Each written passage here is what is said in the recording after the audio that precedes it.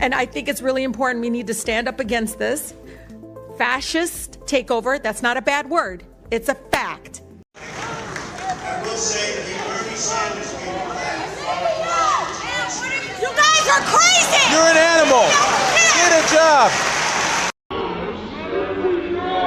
Listening to my colleagues, the Democrats on the other side of the aisle, complain and whine and defend illegal aliens that break the law the minute they cross our border is pathetic.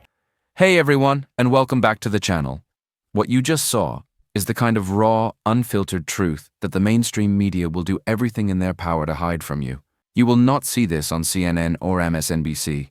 No way. They don't want you to see what really happens on the House floor when a true patriot decides she's had enough. That was the moment Marjorie Taylor Greene stood up for America and went head-to-head with one of the most radical anti-American voices in Congress, Rashida Tlaib. We're about to watch the full story. The story of how MTG, armed with nothing but the facts, exposed Tlaib's lies so brutally that Congress had no choice but to publicly humiliate her with a formal censure.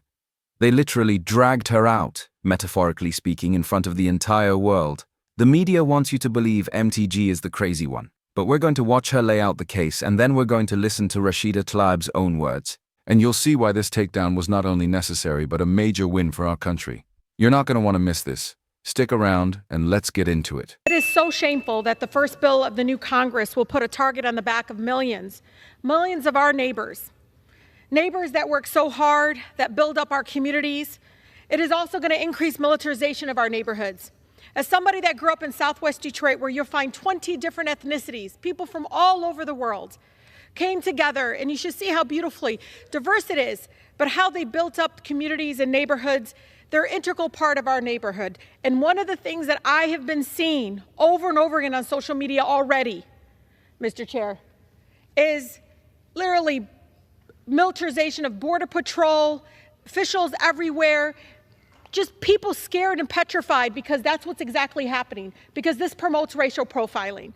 The bill blatantly violates due process. I mean, these are literally being allegations and charges, not actual convictions. Y'all act like if somebody's undocumented, they can't be deported. They can. As a former immigration attorney, I know that for a fact. You're making this up so you can literally allow people to be profiled and discriminated against. Blame them for the cost of eggs? Is that what we're doing here? We're blaming them because you guys can't get corporate greed on a side that is a disease that is killing our economy? People can't afford housing? You think it's because of our immigrant neighbors? No. If you cared truly about fixing our immigration system, you'd go fix it so that U.S. citizens married to undocumented spouses can actually adjust their status, where we have mixed statuses because for 30 years we've ignored and vilified immigrants. Enough is enough. It will separate families. It would lead again to continued discrimination. It's shameful that my colleagues are giving into racist fear-mongering at the first opportunity to pass legislation to scapegoat our immigrant neighbors and fuel hate in our communities. I know what's going to happen. It won't just be undocumented. It'll be people like my mother who will get stopped and profiled. She have to carry her U.S. passport around? Are we asking people now to have documentation? That's what you want to turn our neighborhoods into, is militarization? I yield the gentlelady an additional 30 seconds. Gentlelady is recognized. I just ask all of you to truly understand what this will do to our communities. I urge our colleagues to please vote no on this divisive bill. And it's so important to understand what you're going to turn our communities and our neighborhoods into. We can't allow that to continue to happen. With that, I yield. Listening to my colleagues, the Democrats on the other side of the aisle, complain and whine and defend illegal aliens that break the law the minute they cross our border is pathetic. The American people are so sick and tired of it. They cannot believe what our country has gone through. And it is enough. It is absolutely enough. But they will go on to defend anyone that is not American because of their America Last policies. You talk about tax dollars used. Our tax dollars should be used defending Americans. And you want to talk about spending a lot of money? Spending a lot of money should happen for American causes, American purposes, and American security. Laken Riley is a young woman who should be living her American dream, and she had the right to do it. But people that come across our border illegally are not Americans, and they do not have rights here. And that is exactly why anytime they break a law, anytime they cross into our country, they should be rounded up and shipped out as fast as possible. And if we need to build more prisons, then we'll do it. A resolution censuring Representative Rashida Tlaib for anti-Semitic activity, sympathizing with terrorist organizations, and leading an insurrection at the United States Capitol complex. Whereas in May 2019, Rashida Tlaib said that she celebrated the Holocaust and felt a calming feeling when thinking about the genocide of millions of Jews. Whereas in 2020, Rashida Tlaib retweeted an illustration with the caption, "From the river to the sea, Palestine will be free." And this Palestine Liberation Organization, PLO slogan, has been adopted by Hamas and calls for the elimination of Israel and death to all Jews. Whereas in September 2022, Rashida Tlaib, as a member of the Congressional Progressive Caucus, displayed her disdain for Israel, saying, "You cannot claim to hold progressive values, yet back Israel's apartheid government." Whereas instead of denouncing the horrors of Hamas, slaughtering Israelis, and demanding the release of all hostages held by Hamas, Rashida Tlaib stated on October 8, 2023, "The path to the future must include lifting the blockade, ending the occupation, and dismantling the apartheid system that creates the suffocating, dehumanizing conditions that can lead to resistance." Whereas Rashida Tlaib exhibited her hatred for America by reposting a message on October 12, 2023, blaming America for allowing the deaths of Palestinian babies at the hands of Israel. Whereas Rashida Tlaib led an insurrection at the United States Capitol complex on October 18, 2023, which put members of Congress, their staffs, and Capitol visitors in danger by shutting down elevators, stairwells, and points of egress while obstructing official business in both the House of Representatives and the Senate, including a Senate Foreign Affairs Committee hearing. Whereas the insurrection led by Rashida Tlaib was organized by Jewish Voice for Peace, which the Anti-Defamation League calls a radical anti-Israel activist group that advocates for a complete economic, cultural, and academic boycott of the state of Israel, and that believes Israeli policies and actions are motivated by deeply rooted Jewish racial chauvinism and religious supremacism. Whereas members of the Southern Poverty Law Center, a far-left nonprofit organization, were present at the insurrection at the Capitol on October 18, 2023.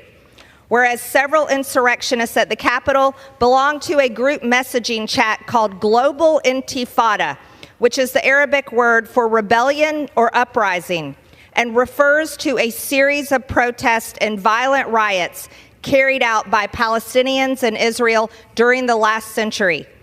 Whereas by leading an anti-American and anti-Semitic insurrection on October 18, 2023, Rashida Tlaib followed Hezbollah's orders to carry out a day of unprecedented anger following an explosion at a Gazan hospital, lying about Israel's responsibility for the attack, which United States intelligence agencies said was not perpetrated by Israel. And whereas members of Congress who denounce the United States while praising terrorist organizations are unfit to hold office, now therefore be it resolved that Representative Rashida Tlaib be censured. Representative Rashida Tlaib forthwith present herself in the well of the House of Representatives for the pronouncement of censure, and Representative Rashida Tlaib be censured with the public reading of this resolution by the Speaker. I yield back, Mr. Speaker. You see that? You see what I'm talking about? Let's break this down because there is so much to unpack here. First off, let's talk about the courage of Marjorie Taylor Greene. You know, it takes guts to stand up in that chamber, knowing the entire media machine and the Washington establishment is going to come after you and speak the plain truth. She read the receipts.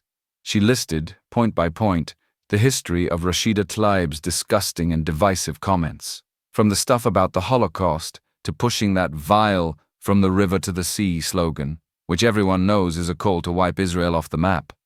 MTG wasn't shouting, she wasn't grandstanding, she was reading a factual indictment. That's what a real leader does. Now let's compare that to Rashida Tlaib's response. Did you listen to her? Did you hear a single word in her defense that showed she cares about the American people? No, I didn't either. Her whole speech was about defending illegal immigrants. She says, put a target on the back of millions of our neighbors. Who is she talking about? She's not talking about you and me, the American citizens who are paying the taxes and following the rules. She's talking about people who broke the law to get into our country. And the best part? She tries to completely deflect. She yells, blame them for the cost of eggs? You think it's because of our immigrant neighbors? Yeah, Rashida. Let's be real.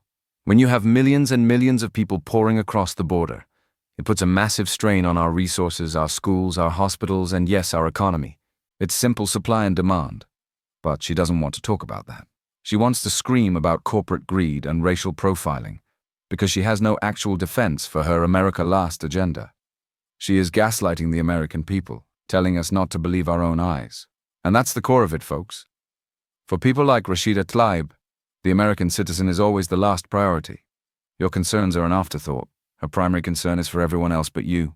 The fact that Congress actually voted to censure her is a huge deal. That is a formal public condemnation. It's a permanent mark on her record, and she deserved every bit of it. MTG brought the facts to light, and the truth won. But let's be honest, it's not just Tlaib, is it? We see the same kind of rhetoric from her pal, Ilhan Omar, and the rest of the squad.